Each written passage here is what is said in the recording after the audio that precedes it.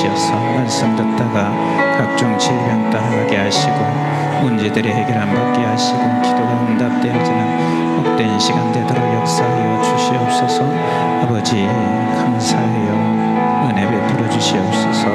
아버지 주님 도와주시고 아버지 하나님 역사가 있게 하여 주시옵소서.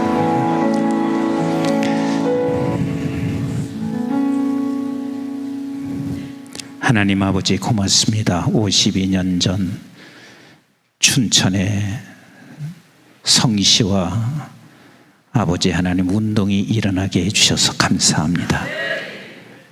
이곳을 통하여 복음한국, 통일한국, 선진한국, 선교한국이 이루어지도록 하나님 역사하여 주시옵소서. 오늘도 우리 장로님의 간절한 기도와 성도들의 기도를 들으신 것 감사해요. 또 찬양팀으로 섬겨주시고 성가대에서 아름다운 찬양과 우리들의 찬양을 받으신 아버지, 각자에게 이 시간 말씀하여 주시옵소서. 말씀만이 생명과 능력이 있사오니 말씀 듣다가 각종 질병은 떠나가게 하시고 문제들이 해결함 받게 하여 주시며 기도가 응답되는 시간 되게 하옵소서. 하나님 주의 말씀이 들려지게 하시고 깨달아지게 하시고 마음판에 새겨지게 하옵소서. 감사드려요. 예수님의 이름으로 기도드리옵나이다. 아멘.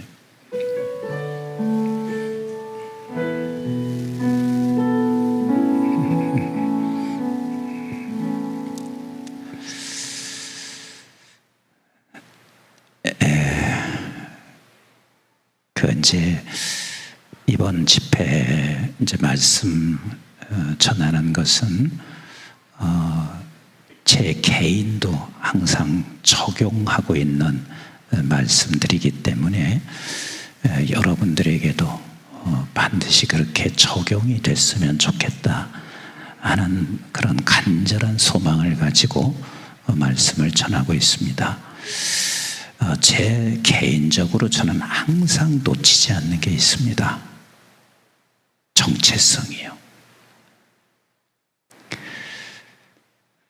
하늘에서 온 자가 하늘에서 왔다는 사실에 대한 정체성을 놓치게 되면 아무리 목사를 그렇게 오랜 동안 목회를 했어도요, 나도 수없이 흔들려지는 내 자신을 제가 수없이 경험해요. 근데 오죽하겠어요? 목사도 그러는데 일반 평신도들은 더하시죠. 목사는 평신도하고 좀 다른 부분이, 목사라는 직이 다른 게 아니에요. 목사는 일주일 내내 목회에 관심 갖잖아요. 목회에 관심 갖는다는 이야기는 그래도 말씀을 누구보다도 많이 접하잖아요. 근데 평신도들은 직장을 가셔야 돼요. 그리고 거의 믿지 않는 사람하고 함께 지내야 돼요.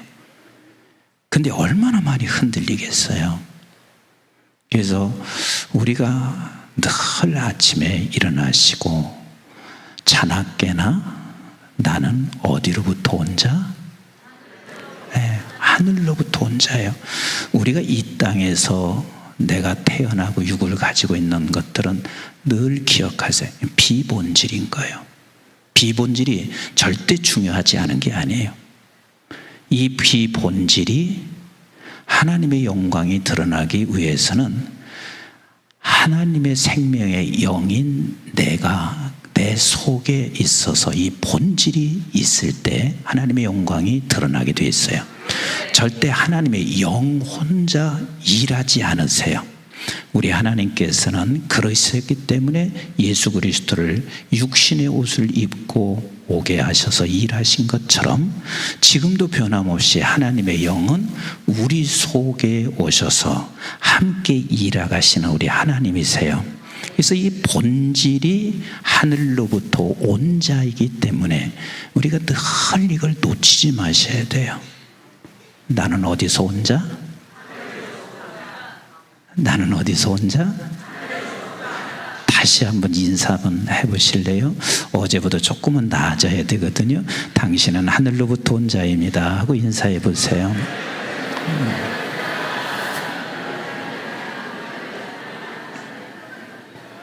네. 근데 우리가 하늘로부터 온 우리는 이 세상에 살아가는 날 동안 하나님께서 나와 함께 이 세상을 통치하신다는 것을 아셔야 돼요. 근데 저는 하나님이 나와 함께 통치하신다는 것을 깨달은 순간 저희가 얼마나 힘이 생겼는지 몰라요. 전 지금도 만약에 하나님이 아니면 제가 가끔 그런 소리예요. 난 아마 은둔 생활했을 수도 있겠을 거야. 별로 사람 앞에 나타나고 싶은 그런 사람이 아니거든요. 지금도 뭐 학교에서 뭘 하고 하는 게 내가 하고 싶어서 하는 게 아니에요. 별로 나타내고 싶지를 않은 거예요. 근데 우리 하나님께서 내게 힘 주시는 것은 무엇이냐면 날마다 이렇게 말씀하시는 거예요. 나는 이 땅에 반드시 하나님의 나라를 세워가기 위하여 하나님이 통치를 하시는데 이렇게 말씀하시는 거예요.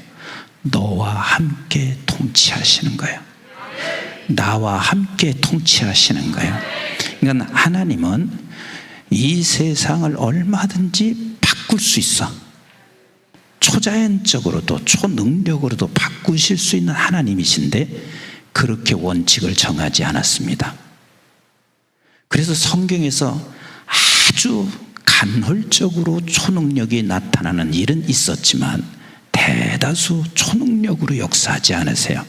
어떻게 하나님은 하나님의 나라를 이루어 가실 때 일하시냐면 하나님의 생명이 우리 속에 들어온 저와 여러분들을 통하여 하나님의 통치를 함께 이루어 가시는 우리 하나님이세요. 난 그 생각을 하면 그렇게 내가 힘이 생길 수가 없어요. 나 같은 사람을 우리 하나님께서 나와 함께 아버지의 나라를 통치해 간다는 것을 생각하면 그게 나에게 큰 힘이고 자산인 거라. 여러분들과 함께 하나님은 통치해 가시는 우리 하나님이십니다. 아멘이신가요? 그런데 모든 통치는 어떻게 통치를 이루어 가시냐면 반드시 하나님께서는 말씀을 통하여 통치를 이루어 가십니다. 그러니까 하나님께서 누구에게 말씀을 주시냐면 하나님의 생명이 있는 자들에게 말씀을 주세요. 생명이 없이는 주의 말씀이 들려질 수 있어요, 없어요? 없습니다. 생명을 하나님께서 주신 자들에게 하나님이 반드시 너와 함께 아버지의 나라를 통치해 가시는 우리 하나님이세요.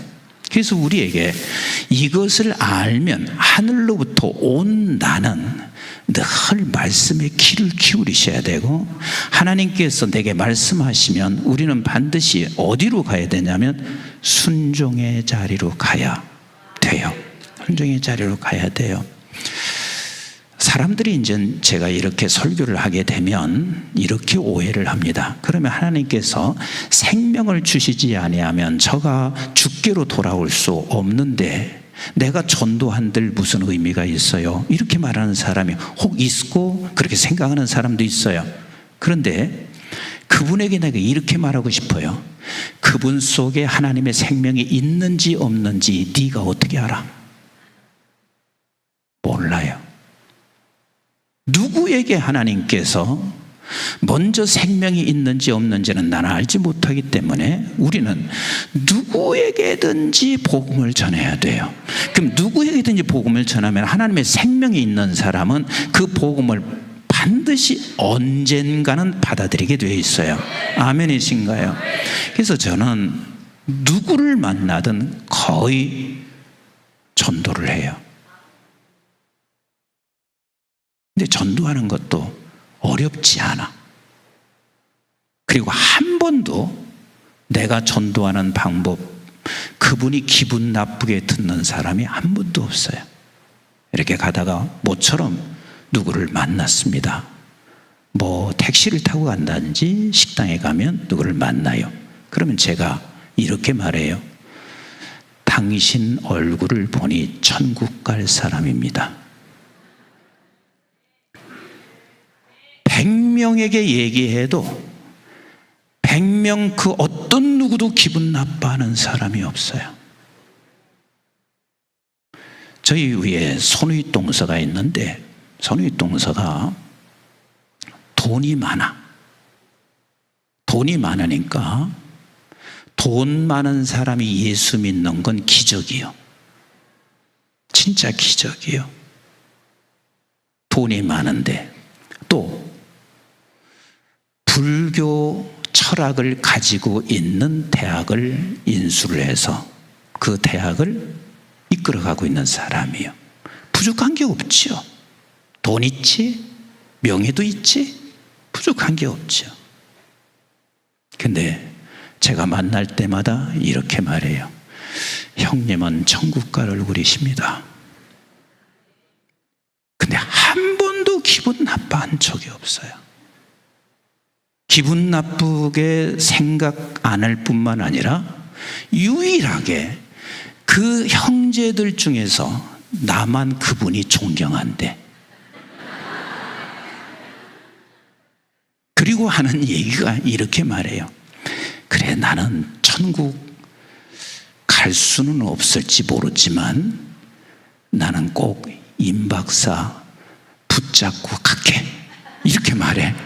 그래서 제가 그 말 끝에 저를 꼭 붙잡고만 따라오시라고. 꼭 붙잡고만 따라오시라고. 그런데요, 진짜 놀라워요. 어려운 일이 생기면 언제나 저한테 전화 와요.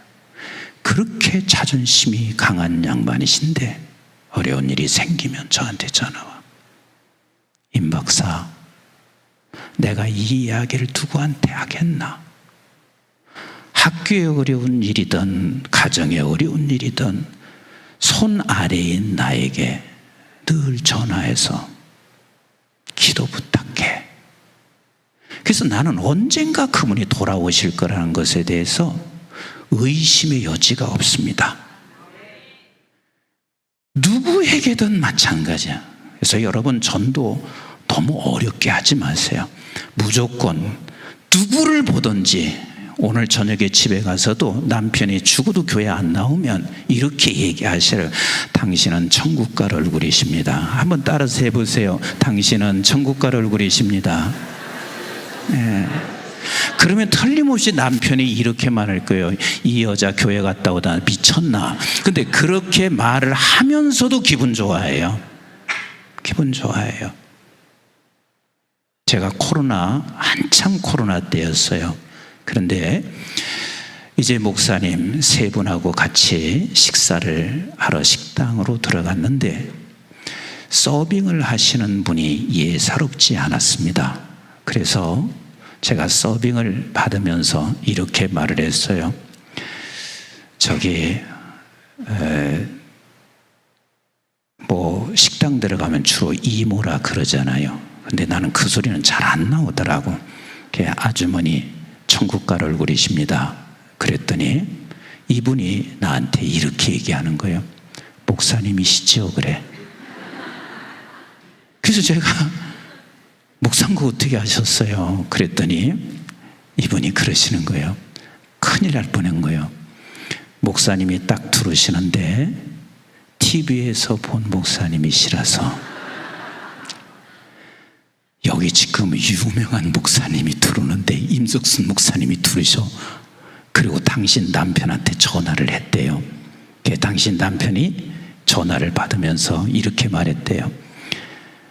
깍듯이 잘 모셔. 그렇게 얘기를 했대요. 근데 나중에 알고 보니까 이분이 사모님이셔요. 근데 식당에 들어온 이유는 이 사모님이 이제는 더 이상 목회 않는다. 왜냐하면 그 큰 교회 37명 되는 부교육자가 있는 교회인데 코로나 딱 되고 나니까 10명 남겨놓고 다 다 잘랐어. 그래서 이 부목사님이 너무 상처를 받은 거예요. 이 부목사는 총괄 목사였던 거예요.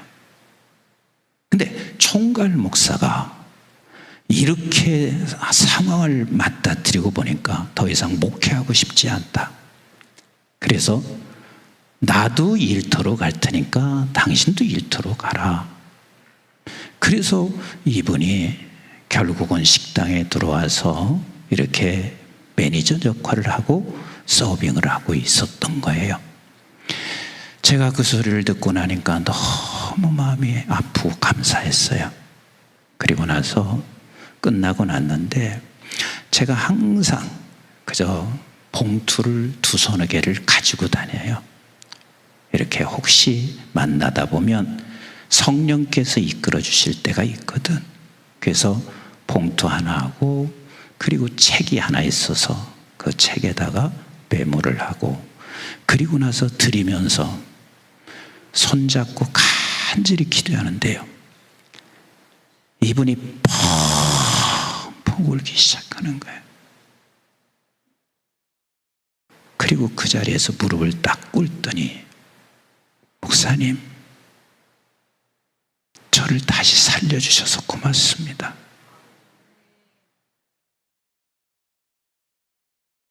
다시 일어나겠습니다.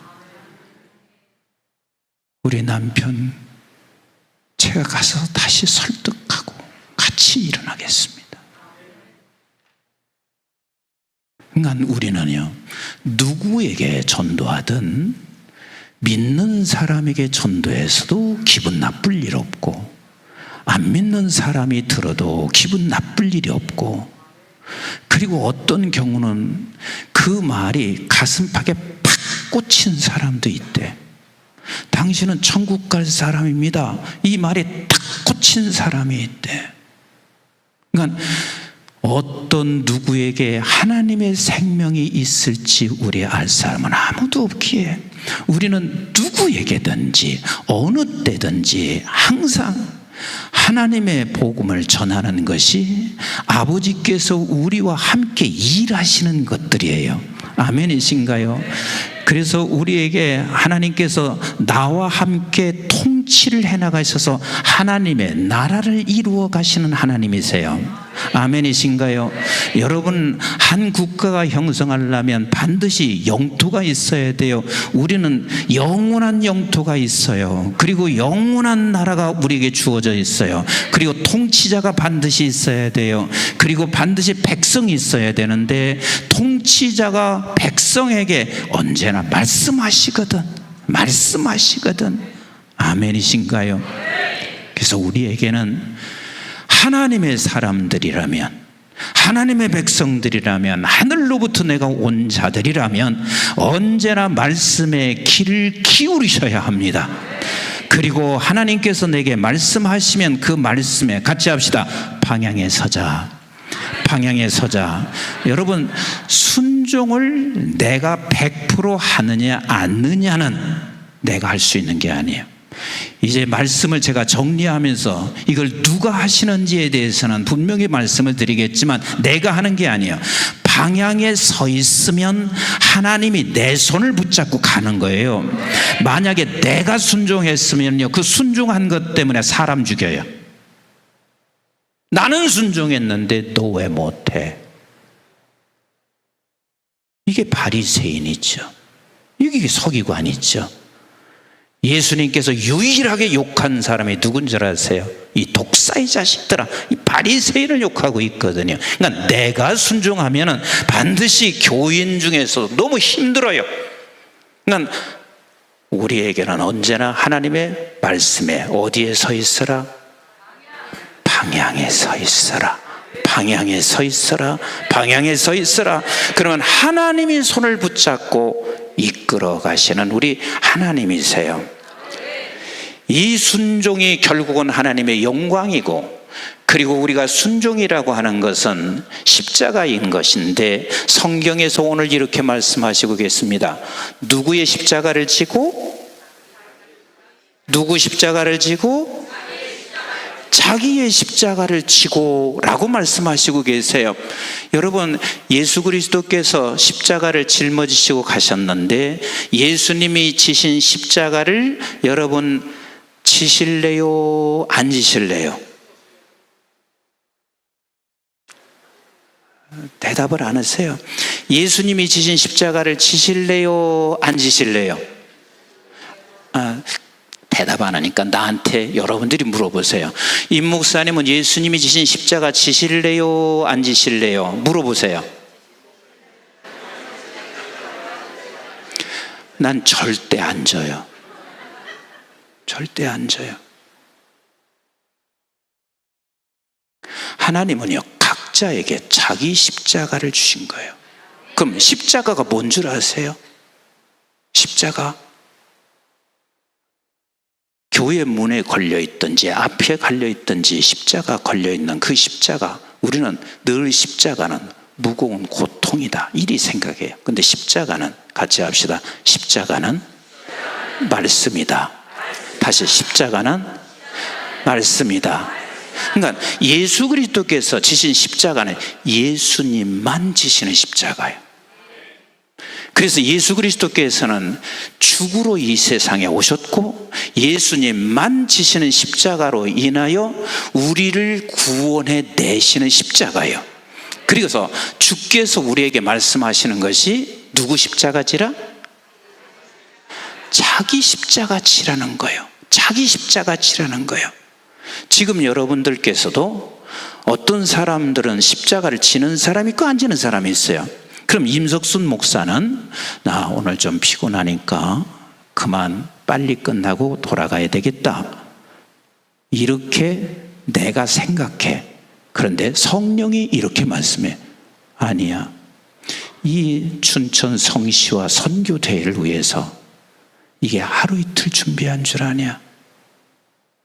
1년간 기도하며 준비했어. 온누리교회는 이 집회를 위해서 2달 동안을 릴레이 기도하면서 준비했어. 내가 너에게 주는 메시지 최선을 다해서 전해. 그러면 최선을 다해서 전하는 게 그게 십자가란 말이에요. 그럼 여러분들은 여기까지 오실 때요, 여러분들이 여기까지 들어오시는 과정에서 십자가예요. 오늘 또 가기 싫죠. 어제는 분명히 이런 생각을 했을 거예요. 내일 꼭 가야 돼. 그런데 밥 먹고 나니까 졸음은 살살 와. 그래서 그냥 집에 쉬고 싶어. 저기 우리 집사님도 2분 오셨는데 아주 멀리서 왔어요. 바쁘게 사시는 분이야. 그럼 뭐 집에 그냥 있고 싶지. 근데 마음을 하나님이 주신 거예요. 그래서 여기에 오는 것까지 십자가예요.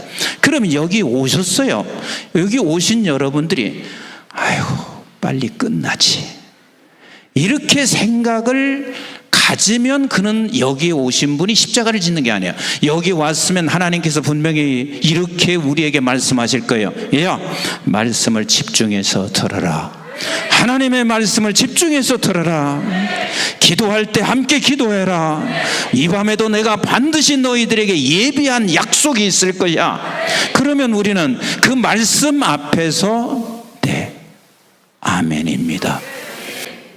내가 말씀을 듣겠습니다. 이게 십자가를 지는 거예요. 십자가가 뭐라고요? 십자가는 말씀입니다. 십자가는, 그래서 십자가는 말씀이기 때문에 성경에서 말하고 있는 거예요. 날마다 지라는 거예요. 여기서 날마다 지라 하는 이 말씀은 여러분들이 생각할 때는 도대체 이 십자가를 날마다 지라는 말이 그냥 무거운 짐을 지고 내가 가는 것이 아니라 하나님께서는 하나님의 생명을 가지고 있는 하늘의 백성들, 하늘로부터 온 자들에게는 반드시 날마다 말씀하세요. 날마다 말씀하세요.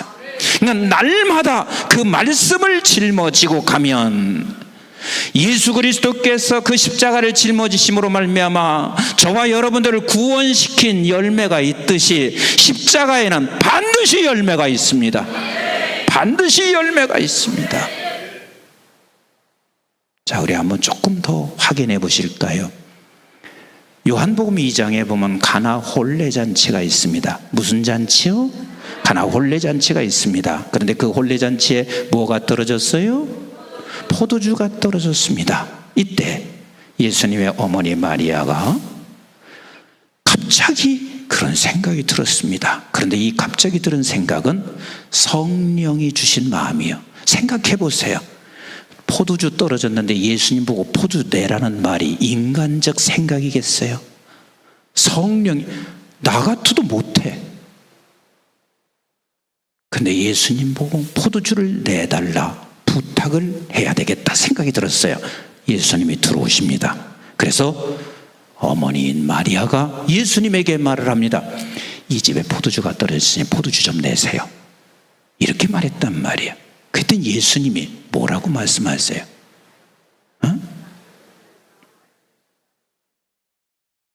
여자요, 내 때가 아닙니다.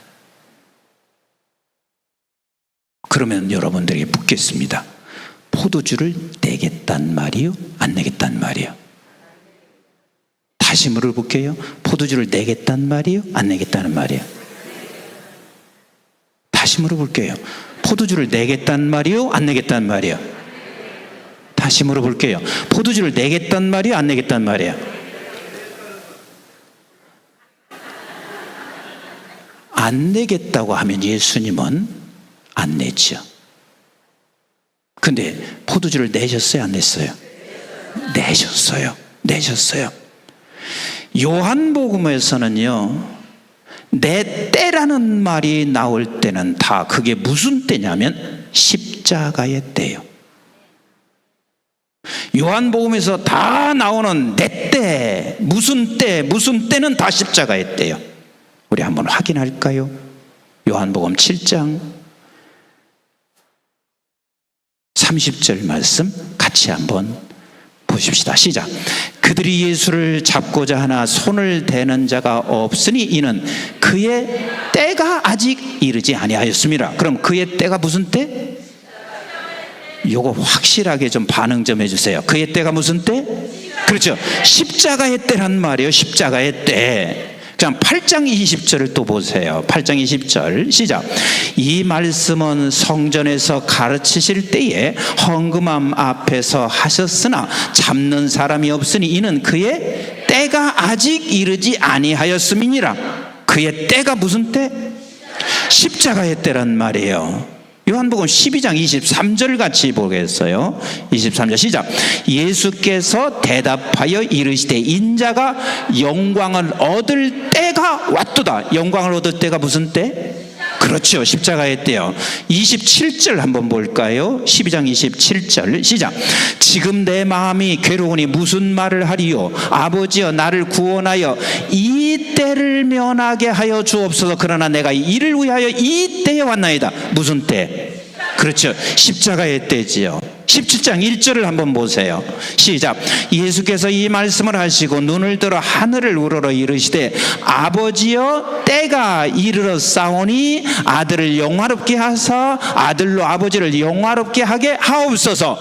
아버지여 때가 이르러 싸우니 그때가 무슨 때요? 십자가예요. 잘 들으세요. 요한복음에서 말하는 모든 때는 무슨 때? 십자가의 때. 그 십자가의 때가 무슨 때냐면 하나님께 영광을 돌릴 때. 그 영광을 돌릴 때가 또 무슨 때냐면 내가 영화로워질 때입니다. 자, 그러면 여러분들이 같이 따라서 하세요. 십자가의 때, 영광을 돌릴 때, 영화로워질 때. 자, 그러면 여러분들에게 한번 제가 묻겠습니다. 하나님께는 영광을 돌릴 필요가 있다 없다? 다시 물겠습니다. 하나님께 영광을 돌릴 필요가 있다 없다? 다시 물을게요. 하나님께 영광을 돌릴 필요가 있다 없다? 없어요. 없어요. 그런데 하나님께서는 영광을 돌리라 그래요. 영광을 돌리라 그래요. 왜 없는 줄 아세요? 하나님은 영광이 본체야. 임석순 목사가 영광을 돌린다고 해서 하나님이 영광이 되는 게 아니에요. 본체시기 때문에 저와 여러분들이 하나님께 영광을 돌리든 돌리지 아니하든 하나님은 영광이세요. 근데 영광을 돌리라 하는 이유가 뭔 줄 아세요?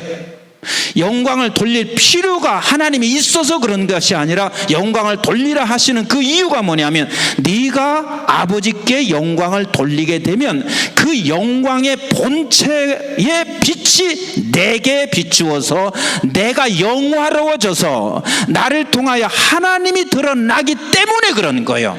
아멘이신가요? 이해가 되시나요? 그래서 우리는 하나님이 영광을 돌리는 것이지 아버지가 필요해서 그런 것이 아니라, 얘야 네가 영광을 돌리게 되면 너는 그 영광의 본체로 인하여 내 스스로 영광이 드러나게 되고 영화롭게 되기 때문에 그렇다. 근데 그 영광을 돌릴 때, 그 십자가의 때는 무슨 때냐면 말씀이 십자가라 그랬죠. 그래서 순종할 때예요. 순종할 때야.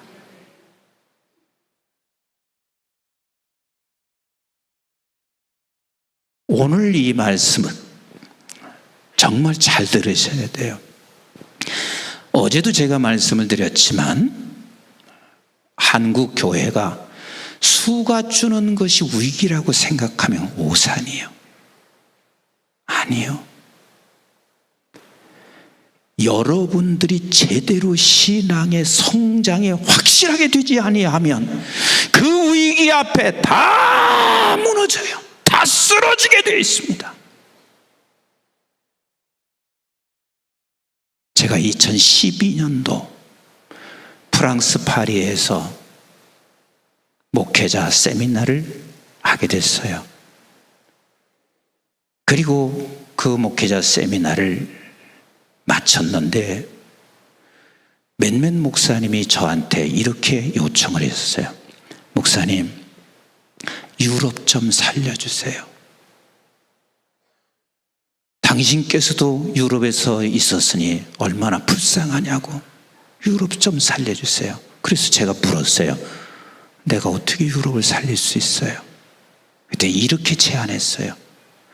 10개 교회를, 유럽에 있는 중심교회 10개 교회를 저희들이 함께 연합하겠습니다. 목사님께서 한 달씩만 목회를 해주세요. 그리고 목사님이 2달은 목사님께서 자유롭게 좀 하시면 되지 않아요? 진지하게 저에게 물었어요. 근데 그때 제 마음이 조금 흔들렸어요. 왜? 이상하게 그때 유럽에서 살 때는 몰랐는데 한국에 대해서는 절망과 실망이 너무 큰 게라. 아무리 봐도 이 한국이 소망이 없는 게라. 나라 정치하는 모습을 봐도 소망이 없는 게라. 그뿐만 아니라 이 한국교회가 거기에서 준비되고 대처하는 것도 소망이 없는 기라. 그럴 바에는 한국 떠나야 되겠다. 그런 마음이 갑자기 생기는 거예요. 그런데다가 갈수록 내 건강도 그렇게 자신할 수 없었어요. 차라리 공기 좋은 곳에 가서 내가 익숙한 곳이니 그런 생각을 하면서 비행기를 딱 탔습니다. 그런데요, 저는 학자로 살아서 거짓말 못해요. 비행기 안에서 하나님의 성령이 내 가슴판에 새기듯 이렇게 말씀하시는 거예요. 한국의 시대를 준비하라. 예, 가슴에 새기듯 말씀하는 거예요. 한국의 시대를 준비하라. 우리 젊은이들 잘 들으세요. 한국의 시대를 준비하라. 성령의 소리와 내 소리와는 달라. 그리고 내 소리로 나올 수가 없어요. 왜? 나는 한국에 대해서 절망하고 있었을 순간이었기 때문에 내 소리가 될 수가 없어요. 한국의 시대를 준비하라. 그래서 제가 비행기 안에서 옆에 누구 있든 없든 내가 혼자 이렇게 외쳤어요. 무슨 한국의 시대입니까? 한국은 시작하자마자 지금 계속해서 허물어져 가고 있는 한국인데 무슨 한국의 시대예요? 네, 하나님께서요, 저를 설득하세요. 참 우리 하나님은 너무 멋있어요. 하나님이 계속 나를 설득하시는 게라. 사랑하는 내 아들아, 네가 영국을 잘 알잖아. 영국이 뭐가 잘나서 전 세계를 지배하게 했고, 전 세계를 지배하면서 전 세계 선교를 감당하게 했냐? 한참 동안 영국이 신사의 나라라고 했지만 그 영국이 세계를 제패하고 있을 때 그게 신사의 나라냐? 내가 아무리 봐도 하나님이 나를 설득하는데, 맞아요, 영국은 신사의 나라가 아니요, 얘네들처럼 가장 저열한 인간이 없어요. 근데 하나님은 그들을 들어서서, 왜? 이 나라를 들어서 전 세계를 복음화시키기 위해서 하나님은 그냥 들어 쓰신 거예요. 그리고 더 나를 설득시키는 게 있었습니다. 너는 잘났나? 네가 잘난 게 뭐가 있나? 네가 잘나서 네가 오늘 그래도 이곳저곳 쓰임받고 있는 거 아니잖아. 그냥 내가 너를 들어서 쓸 뿐이잖아. 계속해서 하나님은 저를 설득해 가기 시작하는데, 그때야 제가 맞습니다. 그리고 하나님 앞에 기도하기 시작하니까 내가 한국을 볼 때 하늘의 천상의 세계로, 천상의 눈으로 이 민족을 보는 게 아니라 현실의 이 민족을 바라보고 내가 보고 부정적인 생각만 계속하고 있더라고. 근데요, 영국이 세계를 제패할 때 여기에 조금 공부하신 분들은 다 알잖아요. 3차 산업혁명이 영국으로부터 일어나서 갑자기 영국을, 온 세계를 지배할 수 있었던 것처럼, 여러분, IT 기술은요, 이 나라가 대단합니다. 대만이 조금 앞섰다고요? 천만에요. 대만은 멀리 가지 못합니다. 하나님께서 이 작은 나라 속에 하나님께서 이렇게 세우시는 이유는요, 딴 것이 아니에요. 반드시 이 한국을 이 세계 속에 경제 강국으로 만드실 것을 나는 분명히 하나님의 음성으로 들은 사람이에요. 하나님의 음성으로 들은 경우는요, 거의 흔들림이 없어요. 제가 지난 어제 주일도 장로님이 제조업을 하시는 장로님이신데, 장로님 물었어요. 장로님, 요즘 공장 어떻게 돌아가요? 그랬더니 장로님 하시는 말씀이, 목사님 아시잖아요, 힘들어요. 그래서 장로님한테 내가 뭐라는 줄 아세요? 장로님, 그 제조업은 이제는 누가 해도 힘듭니다. 그럼 어떻게 해야 돼요? 다음 세대들 후원하세요. 지금 젊은 세대들이 일어나서 4차 산업을 통해서 저들을 통하여 저들이 이제 돈을 벌어서 우리를 먹여 살릴 수 있도록 장로님은 그 일을 하셔야 되고 그걸 기도하셔야 된다고.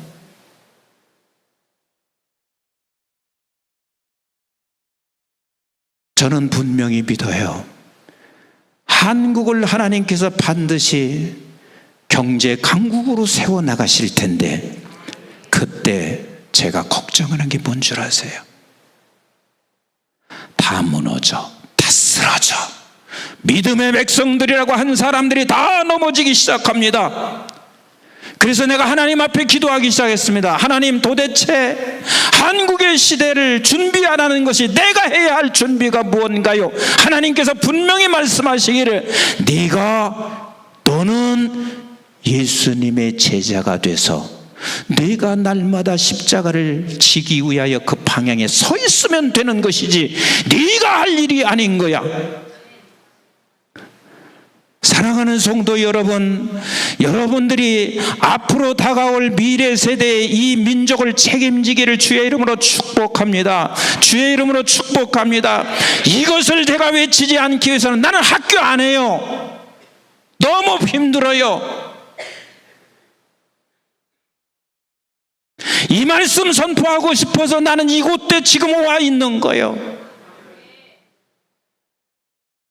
내가 할 수 있는 건 여러분들이 돈을 버는데 보태는 게 아니에요. 여러분들이 한국의 경제 살리는데 보태야 되는 게 아니에요. 우리는 예수 잘 믿으면 돼. 예수 잘 믿으면 돼. 그리고 하나님이 그 일을 해나가신단 말이에요. 근데 예수를 잘 믿는 게 무엇이냐면 아버지 하나님께서 말씀하시는 그 십자가를 짊어지고 가는 것이, 말씀을 따라 가는 것이, 그것이고 영광을 돌리는 것이고, 그리고 영화롭게 되는 것이고. 그래서 십자가는 말씀이고 이 말씀을 순종하는 방향에 서 있는 것, 이게 지금 하나님의 통치 속에 나와 함께 일해 가시는 거예요. 그래서 가나 혼례잔치에서 주님이 주님께 물었어요. 여자여, 나와 상관이 없습니다. 내 때가 아닙니다. 이 말은 내 때가 아닙니다 하는 말은 앉는다 하는 말이 아니라 이게 바로 십자가의 때다. 그럼 십자가의 때가 뭐라고 했어요? 순종을 해야 한다는 거예요. 이것을 성령께서 마리아를 예수 앞에 고할 수 있도록 하셨을 것이고, 성령께서 예수님이 그때를 말하고 있을 때 그걸 깨달았을 것이고, 그런데 이 사도 요한이 이 요한복음을 하나님의 말씀으로 기록할 때는 그래서 전체 이때 그때라고 말하는 것이, 그래서 설명하시는 거예요. 그래서 지금 어떻게 하고 있는지 보실래요? 요한복음 2장 3절 같이 한번 보시면 좋겠습니다. 요한복음 시작. 포도주가 떨어진지라 예수의 어머니가 예수께 이르되 저들에게 포도주가 없다 하니 4절 시작. 예수께서 이르시되 여자야 나와 무슨 상관이 있나이까 내 때가 아직 이르지 아니하였나이다. 5절 같이 보세요. 곧장 그의 어머니가 이렇게 말해요. 시작. 그의 어머니가 하인들에게 이르되 너에게 무슨 말씀을 하시든지, 같이 합시다. 무슨 말씀을 하시든지 뭐하라? 그대로 하라. 그때는 무슨 때? 십자가의 때. 십자가의 때가 무슨 때? 순종하는 때요. 무슨 말씀을 하시는지 그대로 하라 그랬어요. 그랬더니 하인에게 이렇게 말해요. 자, 우리 한번 6절 같이 보겠습니다. 시작. 거기에 유대인이 정결 예식을 따라 두세 통 드는 돌 항아리 6이 놓여 있는지라. 7절. 예수께서 그들에게 이르시되 항아리에 물을 채우라 하신즉 아귀까지 채우니라. 보통은 순종이 두 가지 순종이 있습니다. 근데 일본 순종은 상식선에서 하는 순종이야. 같이 할까요? 상식선에서 하는 순종이라. 이 상식선이라는 것은 혼례잔치에는 반드시 대여소통에 물 항아리가 있습니다. 왜? 혼례잔치에는 부정 타면 안 돼. 그래서 들어가면서 손을 씻거나 이방 땅을 밟은 사람은 발을 씻고 그 혼례잔치에 들어가야 되는데, 예수 그리스도께서 여기에 물을 가득 채우라 말씀하실 때는 물이 있는 거요 없는 거요? 이렇게 대답 안 하시게요. 물이 있는 거요 없는 거요? 없는 거지요. 그럼 하인은 물을 담아야 된다는 것을 자기가 알아요 몰라요? 알죠. 왜? 이 물을 담는 것은 하인이 당연히 담아야 될 일이란 말이요. 그런데 그것을 본인들이 깜빡했는지는 모르지만 예수님께서 물을 가득 채우라 이렇게 말했을 때 당신이 마땅히 해야 될 일이고 상식선이기 때문에 그 물을 가득 채웠습니다. 잘 들으세요. 교회 안에서도요, 여기 일본 순종하는 사람은 많이 있습니다. 우리 교회가 이렇게 주의 일을 합시다. 그러면 자기 상식에 이건 필요하다 생각하면 그렇게 하는 순종은 잘해요. 근데 이번 순종이 굉장히 중요한 거예요. 자, 우리 한번 8절 같이 봐요. 시작. 이제는 떠서 연회장에게 갖다 주라 하심에 갖다 주었더니, 그러면 이 물을 누가 갖다 거기다 부은 거예요? 하인이. 근데 하인이 이 물이 어떤 물인가 알아요, 몰라요? 알아. 무슨 물이에요? 손 씻고 발 씻는 물이에요. 근데 이 물을 떠다 누구에게 갖다 주라 해요? 연회장에게 갖다 주라 그랬어요. 그럼 연회장이면 자기 주인이야, 자기는 하인이야. 하인인데 연회장에게 그 물을 갖다 주면 어떻게 돼요? 어떻게 돼? 혼나는 게 아니라 죽지. 혼나는 게 아니라 죽는 거예요. 죽음인 거예요. 그 당시에 하인이 그물을 갖다가 줬다는 것은 죽는 거죠. 죽는 거예요. 그래서 뭐라고 한 줄 아세요? 자기 십자가를 지고 날마다 나를 따르는데 내가 죽는 거야.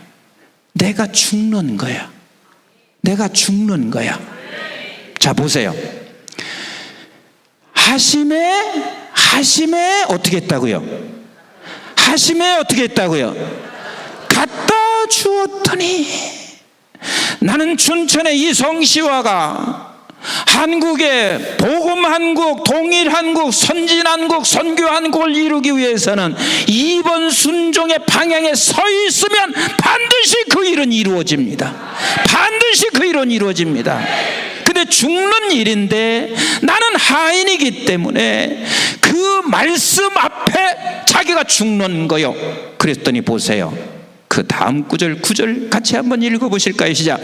연회장은 물로 된 포도주를 맛보고도 어디서 났는지 알지 못하되 물떠온 하인들은 알더라. 여러분 보세요. 지금 자기는 죽기를 각오하고 그 물을 떠다 주었습니다. 근데 주님이 단 한 번도 이렇게 말한 적이 없어요. 거기다 축사했어요, 안 했어요? 안 했어요. 떠다 주면 너에게 이것이 포도주로 바뀌어진다는 말씀을 했어요, 안 했어요? 안 했어요.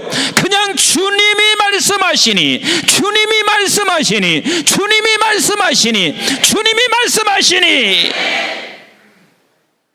그냥 순종을 했더니 그게 포도주가 되었더라. 그런데 그 포도주를 쳐드신 분은 누구요? 누가 드신 거요? 하인은 먹었어요, 안 먹었어요? 안 먹었어요. 그러면 우리가 이렇게 반문할 수 있어요. 순종은 내가 하고 그 좋은 포도주를 쳐드신 분은 저 연회장 사람들만 쳐드셨고 나는 도대체 뭐요? 우리 하나님은요, 순종한 사람에게는 더 값진 것을 주신다는 거 아세요? 그게 뭔 줄 아세요? 그렇게 맛있는 포도주를 먹고도 어디서 났는지를 몰랐어. 그런데 누구는 알더라? 하인은 알더라. 하인이 알았다는 이야기는 자기는 포도주는 맛을 못 보았을지는 모르지만 누구를 얻었냐면 예수를 얻은 거예요. 예수가 어떤 분인 것을 깨달은 거예요. 지금 한국이 그렇죠. 산에 가서 기도하고 교회에서 날마다, 오늘 또 보세요. 장로님 기도하실 때 벌써 나라 위해서 기도하시잖아. 강단에서 수없이 나라 위에서 기도하고 있습니다. 그런데요, 삼성이 저렇게 잘 된 게 삼성이 저렇게 잘 되게 하는 줄 아세요? 천만에요. 현대가 저렇게 잘 된 게 그렇게 되는 게 아니에요. 하나님이 누군가 순종함으로 말미암아 그 놀라운 일들을 지금 이루고, 저희들이 잘나서 그런 줄 알고 살아가고 있을지 모르지만 우리는 알아야 돼요. 우리가 있어서 민족이 지금 이만큼 되어져 가고 있다는 사실을 알아야 돼요. 우리 여러분, 춘천교회가 있어서 우리 한국이 앞으로도 잘 된다는 사실을 알고 있어야 돼요. 나는 그렇게 늘 확신하며 살고 있어요. 하나님, 임목사가 있어서 나라는 반드시 복음 한국 될 거예요. 뭐 기분 나쁘세요? 임목사가 있어서 동일한국 될 거예요. 뭐 기분 나쁘세요? 왜 아멘 못하세요? 임목사가 있어서 선진한국 될 거예요. 임목사가 있어서 선교한국 될 거예요. 이 자부심과 이 확신을 나는 가지고 있어요. 왜? 내가 복음한국 된다고 해서, 동일한국 된다고 해서, 선진한국 된다고 해서, 아니면 선교한국 된다고 해서 밥을 대끼 먹는 거 아니야. 그런데 하나님이 일하시는 것을 나는 알기 때문에 그렇습니다. 아멘이신가요? 그래서 우리에게는 언제나 하나님께서 말씀하시는 방향에, 이번에 순종하는 자리에 늘 방향에 서 있기를 원하셔야 돼요. 일반적 상식의 순종의 방향만 서 있는 것이 아니라, 아버지 하나님, 내가 죽는 순종의 자리 지금 못하지요. 나도 못해요. 아니, 죽을 때까지 못해. 그러나 나는 그 방향에 서 있기 때문에 성령 하나님이 나를 끌어서 죽이면 죽이는 거지. 그래서 내가 죽었을 때는 내가 죽은 게 아니라 성령이 시킨 것이지, 성령이 끌고 가시는 것이지.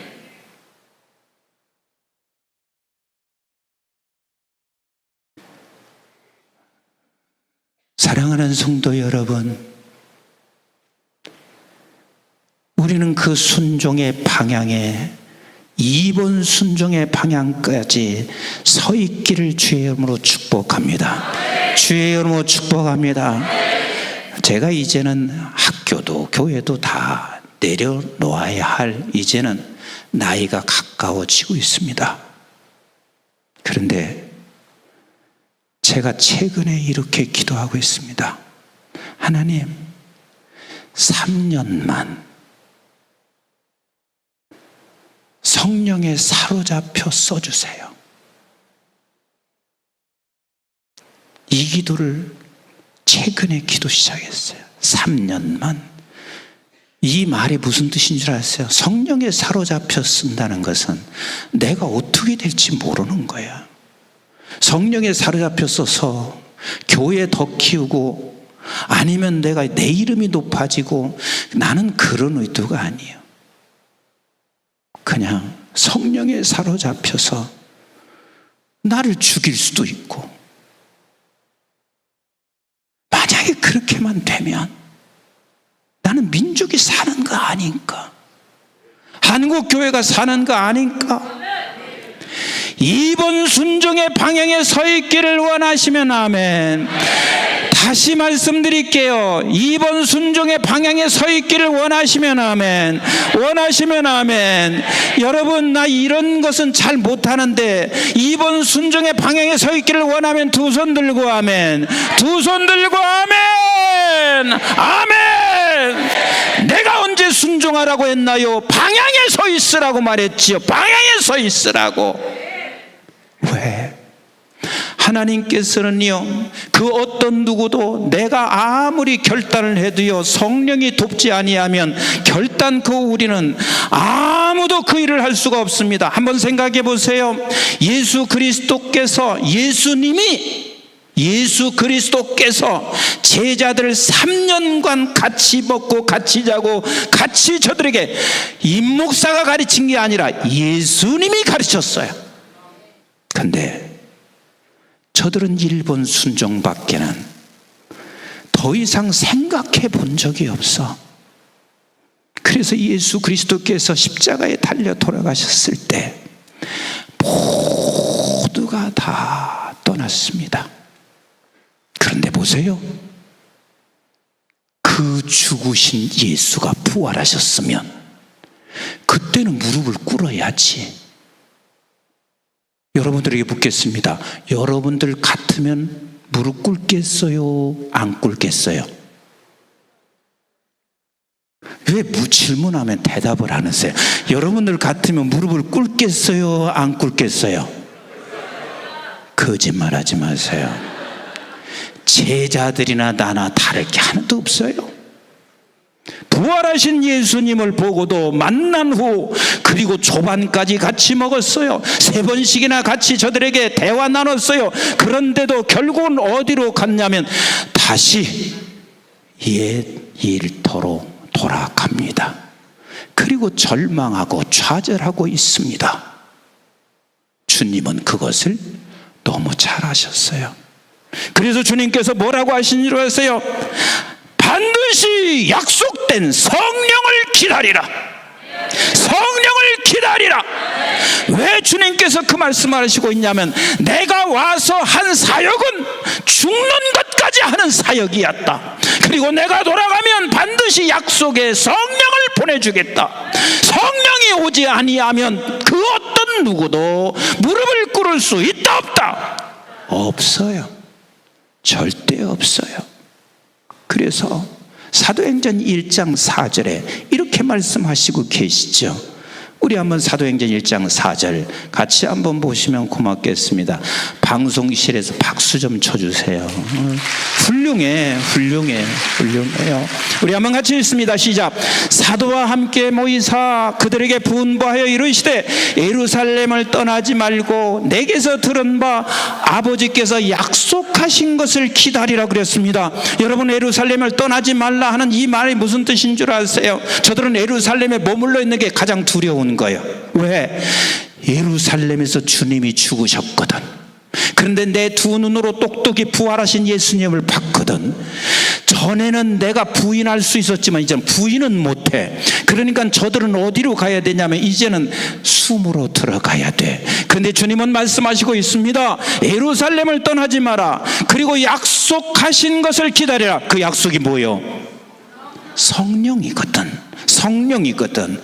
우리 한번 5절, 6절 같이 한번 보도록 하겠습니다. 시작. 요한은 물로 세례를 베풀었으나 너희는 몇 날이 못되어 뭘로? 성령으로 세례를 받으라 하셨느니라. 여러분, 이렇게 생각하시면 안 돼요. 성령이 임하면 어떤 기사와 이적이 나타나고 내가 손을 얹으면 병이 턱턱 낫고 그런 것으로 생각하지 마세요. 성령이 임하시면 성령 세례라 하는 말은 성령에 잠겨지는 거예요. 성령에 잠겨진다 하는 말은 내가 이제는 이번의 순종의 방향에도 설 수 있단 말이요. 내가 순종은 못해도 그 방향에 설 수 있어요. 왜? 성령에 잠겨져 있기 때문에 그렇습니다. 우리 한번 6절 같이 보세요.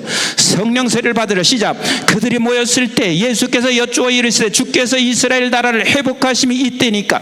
이들은 지금 이것을 몰라. 지금 이 말씀을 하시니까 뭐라고 하냐면 이때가 지금 회복될 때입니까? 라고 말해. 그 말이 무슨 소리냐면 지금 약속하신 성령이 와서 세상을 뒤집을 때가 지금 이때입니까? 이런 소리로 지금 말씀하시는 거예요. 근데 주님이 여기서 이때니까 하는 말을 잘 해석해야 돼요. 잘못하면 이렇게 해요. 예수님이 다시 재림하실 날이 이때입니까? 그렇게 해석하면 안 돼요. 여기서 이때이니까 하는 말은 지금 주님이 지금 말씀하신 그 성령의 약속이 지금 이때입니까? 하는 이야기요. 그랬더니 주님이 뭐라고 하시는지 보세요. 그 다음 구절 7절 시작. 이르시되 때와 시기는 아버지께서 자기의 권한에 두셨으니 너희가 알 바가 아니요. 참 기막혀요. 얘야, 약속된 성령은 때와 시기는 내게 있단다. 내게 있단다. 너는 사모하면 돼. 이거 없이는 아무것도 할 수 없다는 것을 네가 안다면 너는 사모할 수밖에 없어. 제가 지금은 외치는 게 뭔 줄 아세요? 목회요, 성령이 아니면 목회 못합니다.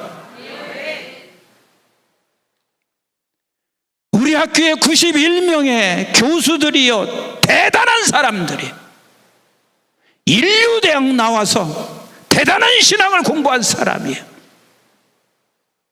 그런데요, 그 신학이 최근 목회자들을 만들어내는 줄 아세요? 아니요.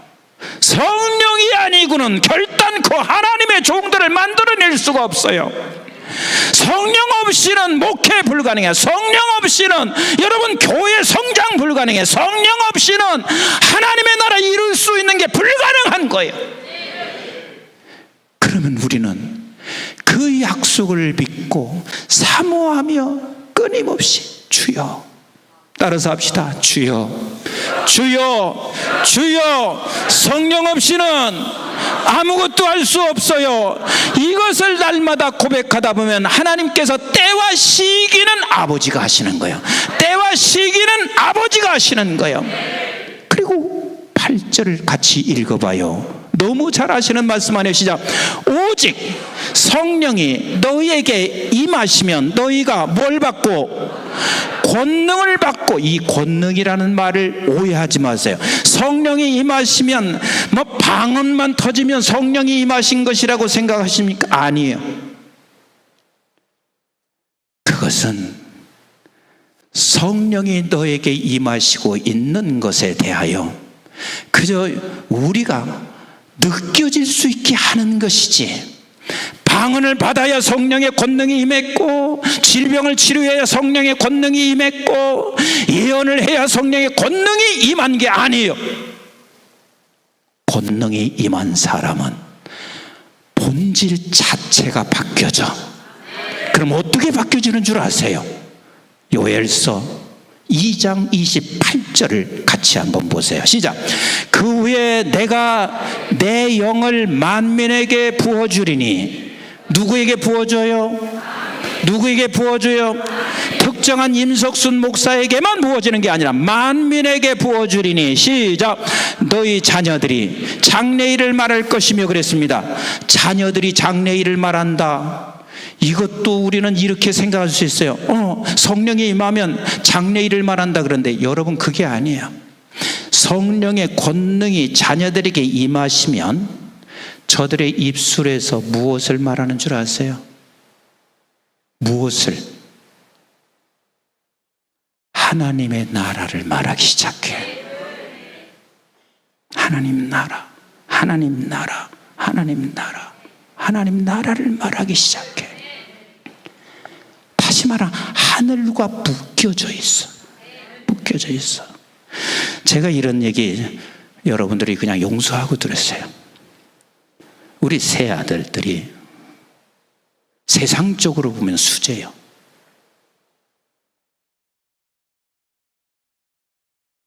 첫째 아들 의사지, 둘째 카이스트 박사지,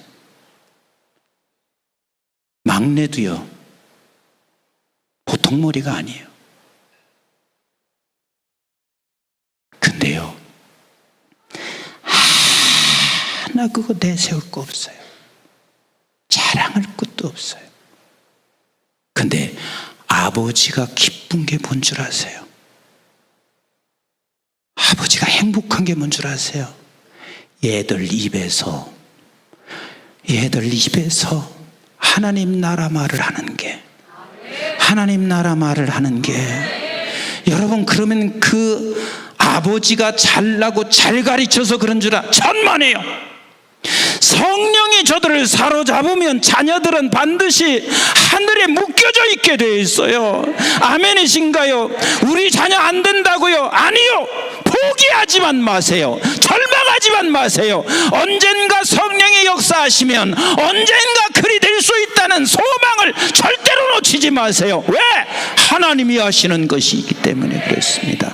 자녀들이 성령의 권능이, 다시 말하면 성령으로 세례로 덮어지게 되면 그의 입술 속에서 복음을 얘기해요. 복음의 가치를 얘기해요. 하나님의 나라 가치를 얘기해요. 하늘에 묶여져 있어요. 그 다음에 또 보세요.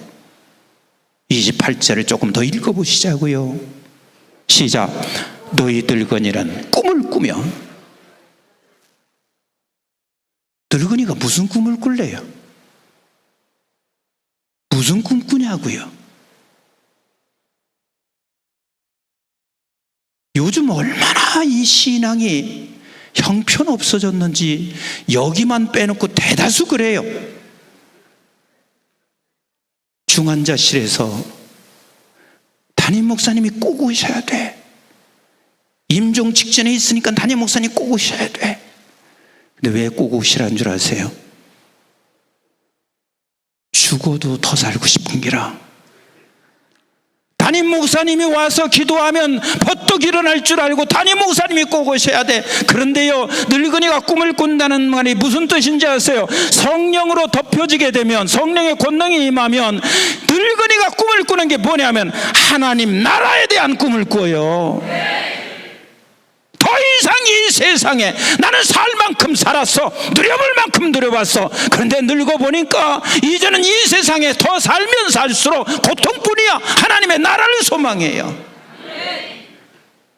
그런데 지금은 그런 자를 찾아보기가 힘들어. 그런 자를 찾아보기가 힘들어. 그러니까 성령과는 거리가 너무 먼 거예요. 100살 사는 게 자랑인가? 아니요, 100살 사세요. 그러나 100살 살면서도 우리가 꿈을 꿀 수 있는 사람이면 돼요. 무슨 꿈? 하나님 나라, 그 나라에서 살 꿈. 그리고 마지막 부분 보세요. 뭐라고 하는지 28절 시작. 너희 젊은이는 이상을 볼 것이며. 여러분, 이상이 뭐예요? 이상은 이 세상에 존재하지 않아요.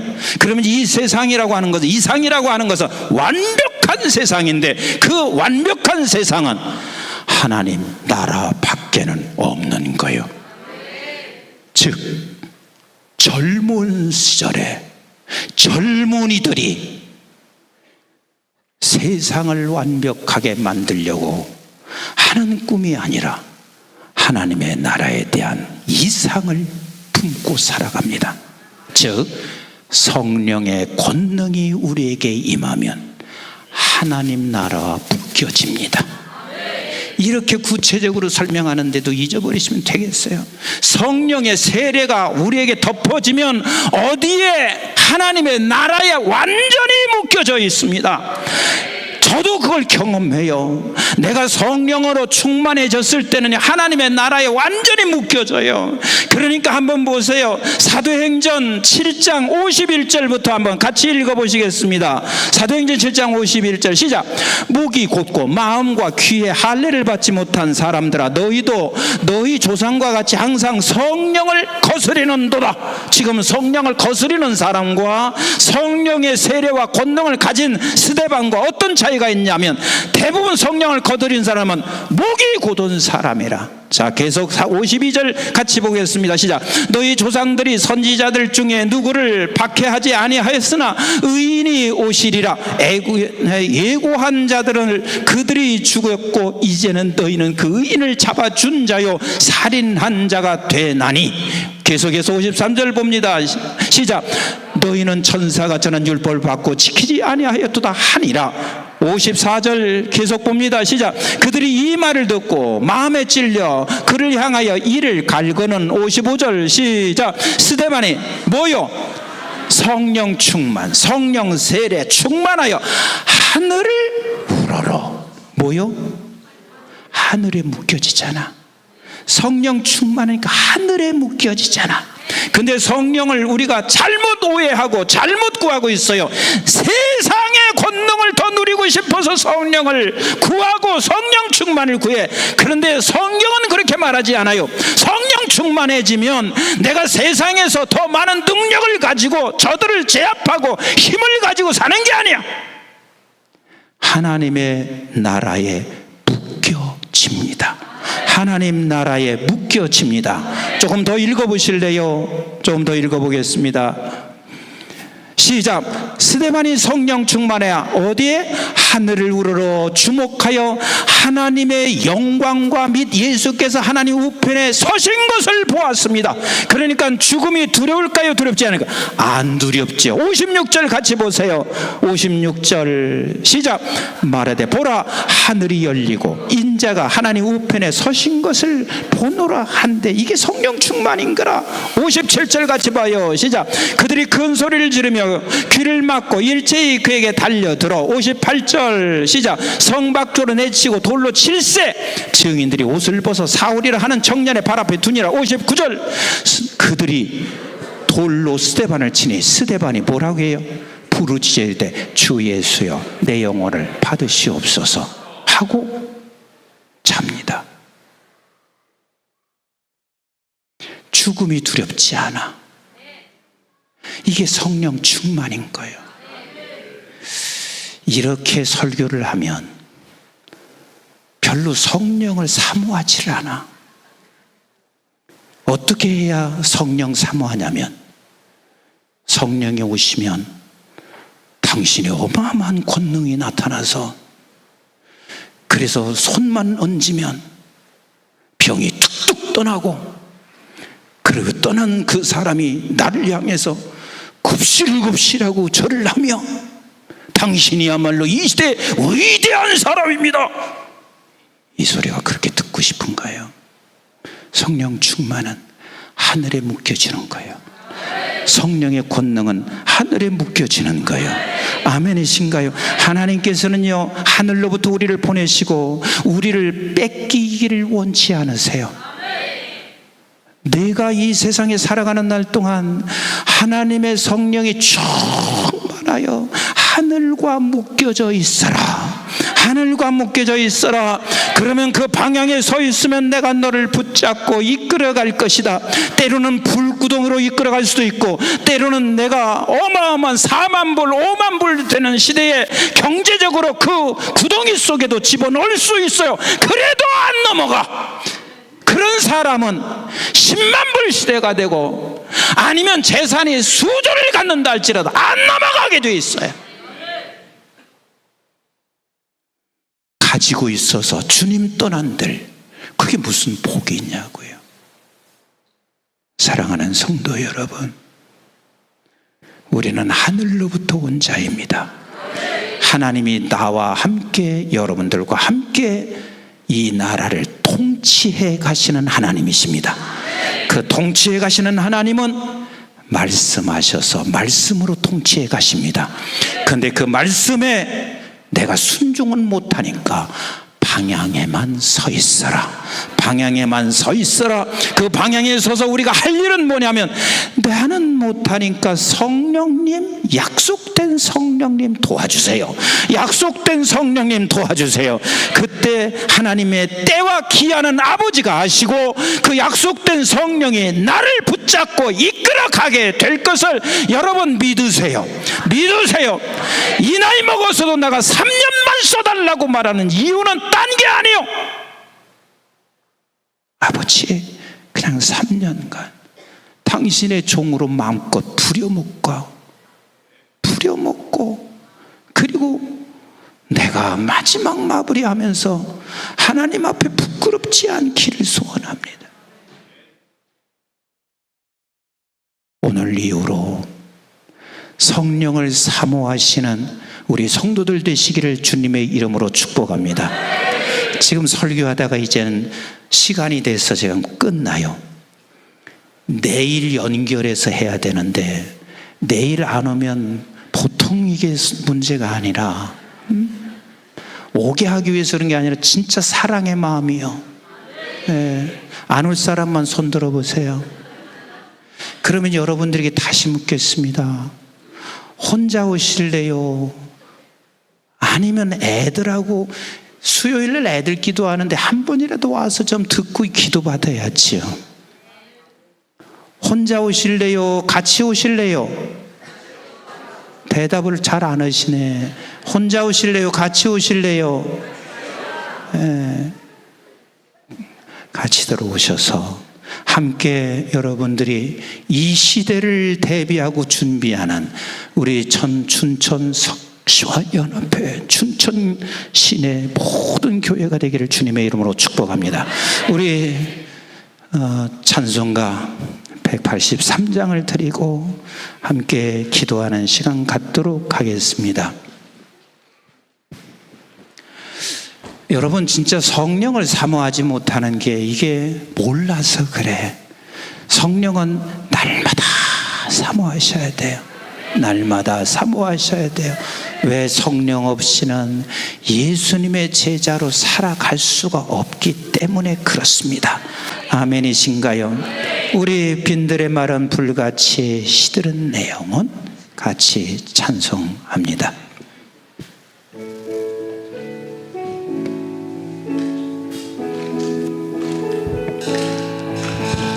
빈들의 말은 불같이 시들은 나의 영혼, 주님의 약속한 성령 간절히 기다리는 가물음의 마른 땅에 단비를 내리시듯 성령의 단비를 부어 새 생명 주옵소서. 반가운 빗소리 들려 산천이 춤을 추네. 봄비로 내리는 성령 내게도 주옵소서. 가물음의 마른 땅에 단비를 내리시듯 성령의 단비를 부어 새 생명 주옵소서. 따라 우러를 내려 주목이 무성하니 갈급한 내 심령 위에 성령을 부소서. 가물음의 마른 땅에 단비를 내리시듯 성령의 단비를 부어 새 생명 주옵소서. 참되신 사랑의 언약 어길 수 있사오랴. 오늘의 흡족한 은혜 주실 줄 믿습니다. 가물음의 마른 땅에 단비를 내리시듯 성령의 단비를 부어 새 생명 주옵소서. 우리 가슴에 손을 얹고 가물음의 마른 땅에 단비를 내리시듯 성령의 단비를 부어 새 생명 주옵소서. 여러분들께 기도해 드리겠습니다. 아버지,